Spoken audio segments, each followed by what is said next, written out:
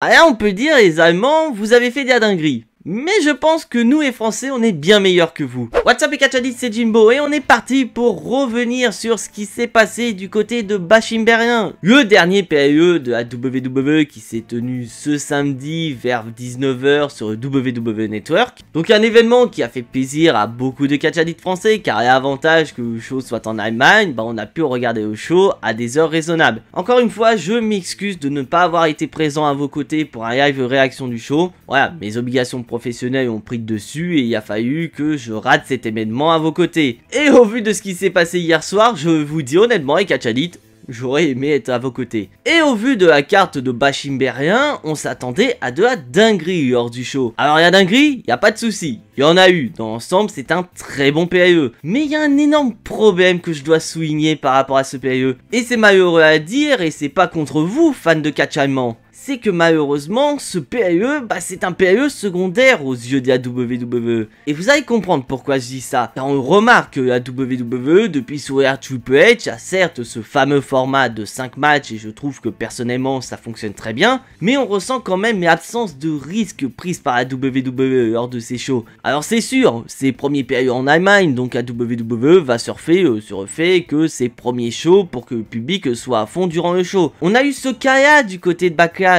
Et arrêtons-nous 5 minutes, parce que si vous regardez bien la carte de Backlash, ça reste un PAE tout à fait lambda. Et là, du côté de Bashim Berlin, c'est exactement le cas. Ça reste un PAE lambda si ça avait lieu aux États-Unis. Donc la WWE veut surfer sur le fait que c'est le premier show en Allemagne pour animer le show. D'où l'absence de risque que j'ai cité précédemment. Et vous allez comprendre pourquoi je parle d'absence de risque, parce que spoiler alert et catchadite, il va y avoir qu'un seul changement de titre. Et je pense que vous avez deviné de quelle ceinture je parle. Mais quoi qu'il en soit les catchadites, cette introduction est beaucoup trop longue, c'est parti pour les résultats de Bashim Berlin. Et la WWE a décidé de commencer son show de la plus belle des manières avec le match qui va opposer Cody Rhodes à Kevin Owens pour le titre Undisputed. Et pourquoi je dis que c'était une très bonne idée de commencer par ce match? C'est parce que tout simplement le match y est excellent. 20 minutes d'un excellent combat entre Cody Rhodes et Kevin Owens. Mais bon, honnêtement les catchadites, est-ce qu'on est réellement surpris de la dinguerie qu'on a eu entre Kevin Owens et Cody Rhodes? Non, pas du tout, parce qu'on savait très bien que les deux, ils allaient nous faire de la dinguerie dans le ring. Mais il y a quand même un point que je dois souligner. Bon, déjà, je vous annonce directement le résultat. Cody Rhodes a conservé sa ceinture, mais d'un côté, c'est pas vraiment surprenant. Non! Et là, ce qu'on attendait tous durant le combat, c'est la réaction de Kevin Owens. Est-ce que Kevin Owens allait trahir Cody Rhodes pour devenir champion? Je vous cache pas, il y a quand même eu une situation où Kevin Owens aurait très bien pu trahir Cody Rhodes. Car durant le combat, Cody Rhodes va vouloir porter son Cody Cutter de la 3e corde. Mais comme on nous a appris lors du dernier épisode de SmackDown, Cody Rhodes est blessé au niveau de sa jambe gauche. Et au moment de vouloir porter ce Cody Cutter, la jambe a cédé. Et là on se dit ça y est, Kevin Owens il va basculer du côté obscur, il va profiter de la situation pour s'en prendre à Cody Rhodes. Mais Kevin Owens il n'en a rien à carrer que Cody Rhodes soit baissé. Lui il veut une victoire assez clean contre Cody Rhodes. Non, il préfère mieux s'arrêter et demander à l'arbitre de checker Cody Rhodes. Mec, je te rappelle quelque chose d'assez important. T'es dans un match de championnat pour le titre Undisputed. Alors pourquoi tu t'arrêtes et tu vas demander à l'arbitre de checker l'état de santé de Cody Rhodes, alors que si c'était toi qui étais blessé, Cody Rhodes il en aurait profité, c'est normal. Et on le voit, Cody Rhodes il a pas vraiment kiffé que Kevin Owens arrête le match pour s'occuper de lui et va le renvoyer de la plus belle des manières. Cela va énerver Kevin Owens et va finalement s'en prendre à cette jambe gauche. Mais voilà, Cody Rhodes c'est le top babyface de la fédération, c'est le super Cena des temps modernes. Malgré la douleur, il va réussir à reprendre l'avantage et apporter son Crossroads pour le compte de 3, et ainsi, sans aucune surprise, conserver son titre de champion Undisputed. Mais c'était après match que j'attendais le plus, c'était de voir comment Kevin Owens allait réagir malgré la défaite. Et figurez-vous, il n'y a pas vraiment eu de suspense et catchadites. Cody Rhodes et Kevin Owens, ils ont célébré comme de bons amis. Après, je suis une mauvaise langue. Si ça se trouve, Kevin Owens, il va trahir Cody Rhodes dès la semaine prochaine à SmackDown. Et c'est vrai qu'au vu de ce qui s'est passé, je suis un petit peu déçu. Mais bon, n'empêche, excellent combat entre Cody Rhodes et Kevin Owens. Après, j'espère sincèrement que ce sera pas un one-shot entre les deux. Et après ce premier match qui a lancé de la plus belle des manières le show, on va redescendre de plusieurs étages avec le match qui nous hypait le moins. Je parle bien évidemment du match qui va opposer Alba Fire et Aya Dawn à Bianca Belair et Jake Cargill pour les titres par équipe. Bon, en soi, je suis une mauvaise foi. Aiba Fire et Aya Down, dans l'ensemble, ont fait un plutôt bon match. Mais bordel, on est dans la structure qu'on voit depuis plusieurs mois quand Bianca Belair et Jade Cargill sont dans le ring. Ah non, mais là, sans déconner, c'est n'importe quoi. Parce que durant l'intégralité du combat, Bianca Belair, elle va se faire malmener par les championnes. Et là, d'un coup, on a Jade Cargill qui fait le hot tag et qui va rouler sur les championnes. Voilà, Jade Cargill, limite, elle pourrait gagner à elle toute seule. Et bien sûr, sans aucune surprise, Aiba Fire et Aya Down vont perdre le match et on va avoir deux nouvelles championnes qui sont Bianca Belair et Jade Cargill. Alors bon, je peux comprendre la volonté de la WWE de marquer l'histoire avec le premier titre qui change de main sur le sol allemand. Mais bordel, on parle des titres de championne par équipe.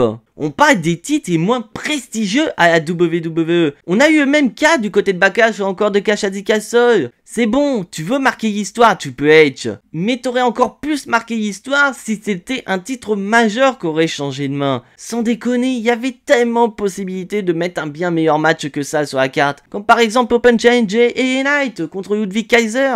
Voilà, même si on savait qu'Knight allait remporter le match, mais au moins ça aurait été mieux. Et là, on a Bianca Belair et Jade Cargill qui sont championnes. Ça veut dire que pendant les prochains mois, elles vont littéralement rouler sur la compétition. Le seul moyen pour qu'elles perdent les titres, ce serait comme du côté de Cash Castle. On organise un triple menace, un Fatal 4-Way, voilà, peu importe, un match à plusieurs équipes. Pour qu'au final, Bianca Belair et Jade Cargill perdent les titres sans être mis au tombé final. Voilà, c'est comme ça va être le scénario dans les semaines et mois à venir. Non, franchement, je peux pas soutenir ce match.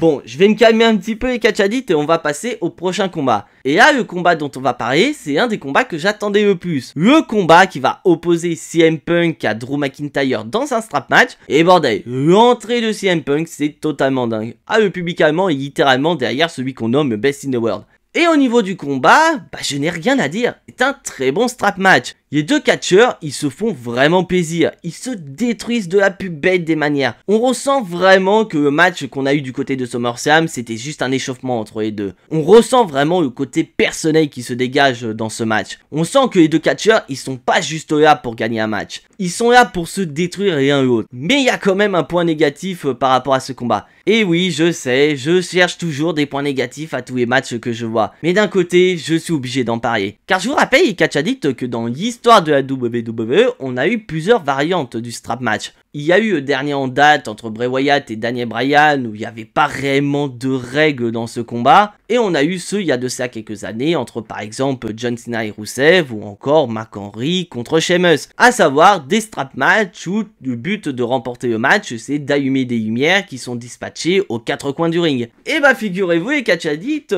que c'était cette règle qui a été mise dans ce match entre CM Punk et Drew McIntyre. Alors en soi je n'ai pas vraiment de problème par rapport à cette stipulation. Alors pourquoi ne pas l'avoir mis en évidence beaucoup plus tôt? Parce que là, au vu de ce qu'on a eu comme promo entre CM Punk et Drew McIntyre, je m'attendais tellement au format qu'on a eu entre Bray Wyatt et Daniel Bryan. Et je trouve personnellement, ça c'est mon avis, dites-moi ce que vous en pensez dans les commentaires, et moi je trouve que ça retire quelque chose par rapport à ce combat. Car pendant une bonne partie du combat, CM Punk et Drew McIntyre, ils s'en fichent complètement d'allumer les lumières. Eux, ils veulent qu'une seule chose, c'est se détruire. Donc pourquoi avoir mis ce règlement qui va littéralement casser le rythme? Car Drew McIntyre et CM Punk, ils vont se rappeler que pour remporter le match, il faut allumer des lumières. Bon, ok, on va avoir une petite référence à Sheamus et Mark Henry à East Toulouse en 2013 où Drew McIntyre, il va porter CM Punk et au moment où il va allumer les lumières, CM Punk va aussi allumer ses lumières dans le dos de Drew McIntyre. Et on va passer au tournant du match, car on se doute bien, Drew McIntyre, il y a CM Punk en face de lui. Donc il va faire du Drew McIntyre comme il sait très bien le faire depuis quelques semaines envers CM Punk.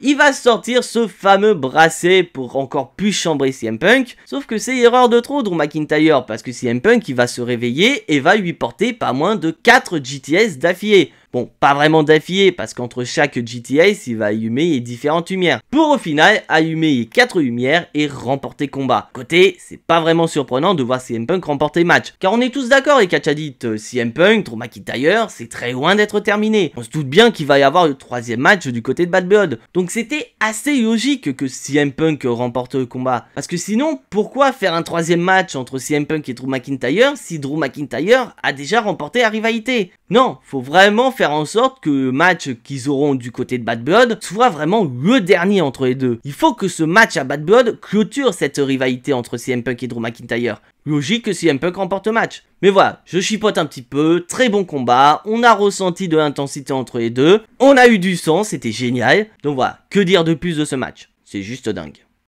Et on va passer à l'avant-dernier combat de ce Bash Imbérien, le match mixte qui va opposer Liv Morgan et Dominic Mysterio à Rhea Ripley et Damien Priest. Et putain, quelle entrée de Damien Priest et Rhea Ripley. Ah non mais sans déconner, il y a pop incroyable qu'ont eu Damien Priest et Rhea Ripley, et on se doute bien que publiquement va être à fond derrière ces deux-là. On a eu droit quand même à un très bon match mixte entre les deux équipes, mais on ressent quand même que Damien Priest et Rhea Ripley, c'était vraiment pas n'importe qui au sein du Judgment Day. C'était vraiment les deux catcheurs qui ont le plus évolué au sein du Judgment Day, car on voit bien que pendant le combat, c'est Damien Priest et Rhea Ripley qui ont un avantage. Et on a eu le segment qu'on attendait tous, à savoir le moment où Rhea Ripley va croiser le chemin de Dominic Mysterio. Et on peut dire que Dominic Mysterio, il s'est littéralement chié dessus. Parce qu'il va essayer de recoller les morceaux avec sa mamie pour essayer de l'amadouer. Sauf que Rhea Ripley, elle va pas se laisser avoir. Ce qui va mener à ce moment totalement ouf où Rhea Ripley va réussir à coincer Dominic Mysterio dans un coin du ring. Et comme on s'y attendait, puisqu'il s'agit d'un match qui concerne deux membres du Judgment Day, les autres membres du Judgment Day vont intervenir pour faire en sorte que Dominic Mysterio et Liv Morgan prennent l'avantage. Mais comme j'ai dit précédemment, Rhea Ripley et Damien Priest sont les deux membres du Judgment Day qui ont le mieux évolué. Et pendant toute la rivalité, ils étaient ultra over. Donc je vous laisse deviner ce qui s'est passé, Catchadit. Malgré qu'ils soient en infériorité numérique, Damien Priest et Rhea Ripley, ils s'en foutent littéralement. Ils vont s'occuper de Carlito, Finn Balor et JD Madonna pour qu'au final, Rhea Ripley porte son retype sur Liv Morgan pour un compte de 3 et ainsi faire gagner son équipe. Alors certes, je suis d'accord avec vous, c'est vrai que c'est un petit peu gênant de voir Liv Morgan prendre tombée finale. C'est vrai que ça aurait été plus cool de voir Dominic Mysterio se prendre tombée de la part de Damien Priest. Voire même un tombé de Rhea Ripley, pourquoi pas. Mais d'un côté, c'est assez logique. Car avec cette victoire, Rhea Ripley peut demander un match de championnat contre Liv Morgan. Et au vu de ce qui se passe, on peut très bien imaginer Rhea Ripley et Liv Morgan à Bad Blood dans un Hell in a Cell. Voilà, c'est mon avis, je pense qu'on est tous d'accord là-dessus. Et concernant Damien Priest, grâce à cette victoire, on se doute bien qu'il va aller en direction de Finn Balor. Et donc une défaite qui fait pas du tout plaisir au nouveau Judgment Day, et c'est vrai que là, ils ont du pain sur la planche.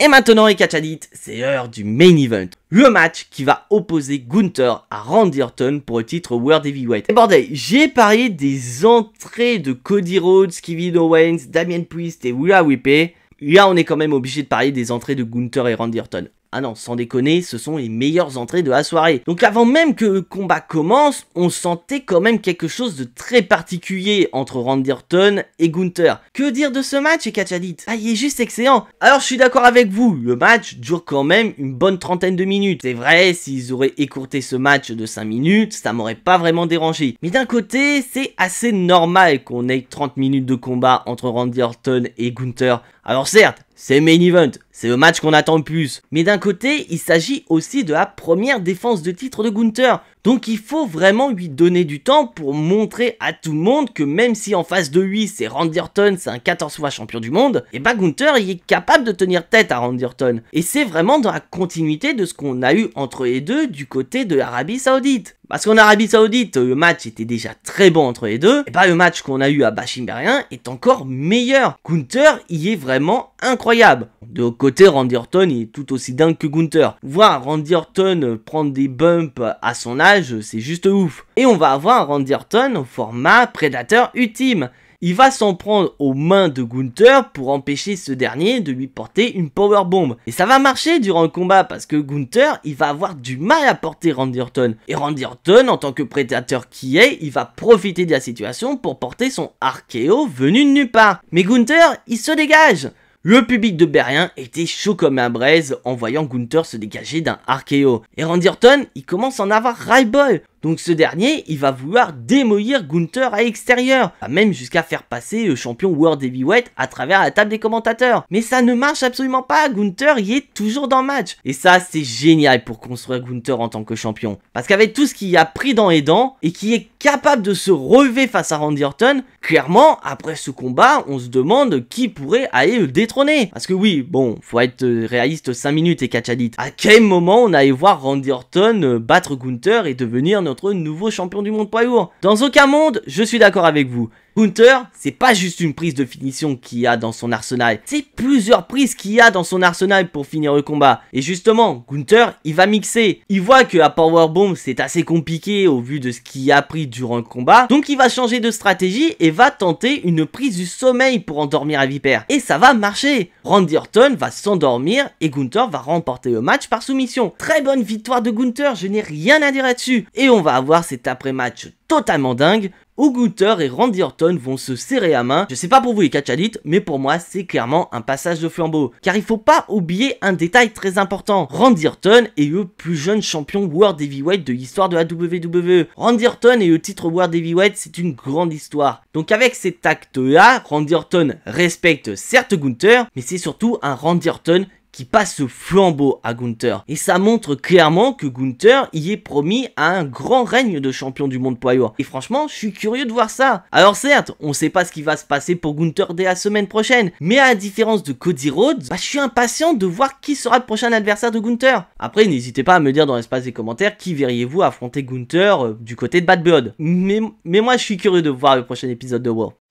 Et voilà les catch addicts, c'est sur une victoire de Gunther que se termine Bashimberien. Comme je l'ai dit au tout début de cette vidéo, c'était un très bon PAE, mais le gros problème c'est que ça reste un PAE secondaire aux yeux de la WWE. Donc d'un côté, les résultats n'étaient vraiment pas surprenants. Et je trouve que personnellement, ça retire de sa superbe. Car pour moi, l'élément très important dans le catch, c'est le suspense. C'est de savoir qui va remporter les combats. Et là, tu le sens depuis plusieurs mois que dans les shows secondaires, il n'y a pas vraiment de suspense. Il n'y a pas de risque pris par la WWE. Parce que je vous rappelle un détail très important. On a eu nos 3 shows en Europe, à savoir Bashimberien, Clash at the Castle et Backlash. Quel titre a changé de main à chaque fois? Oui, vous avez deviné. Il s'agit des titres par équipe féminin. À savoir le titre qui a le moins de prestige à l'heure actuelle à la WWE. Alors certes, je suis d'accord, ça marque un petit peu l'histoire sur le fait qu'un titre change de main sur les terres françaises, écossaises et allemandes, mais ça reste quand même le titre moins prestigieux de la fédération. Alors que si la WWE aurait pris des risques, je pense que perso, le public, ils auraient été totalement zinzin. Après, je parle pas uniquement pour nous catch addicts français, mais je parle également pour les fans écossais ou les fans allemands. On aurait eu des changements de titres majeurs, sérieux, on s'en souviendrait encore des années plus tard. Mais là, la WWE et surtout Triple H ne semblent pas être motivés à prendre des risques. Donc ce qui veut dire que pour le titre World Heavyweight ou encore pour le titre Undisputed, faudra attendre le mois de novembre pour voir un changement de titre. Que pour rappel, le prochain gros PAE de la WWE, c'est Survivor Series. Donc ça veut dire qu'on va devoir attendre encore 2 mois pour voir un titre majeur changer de main.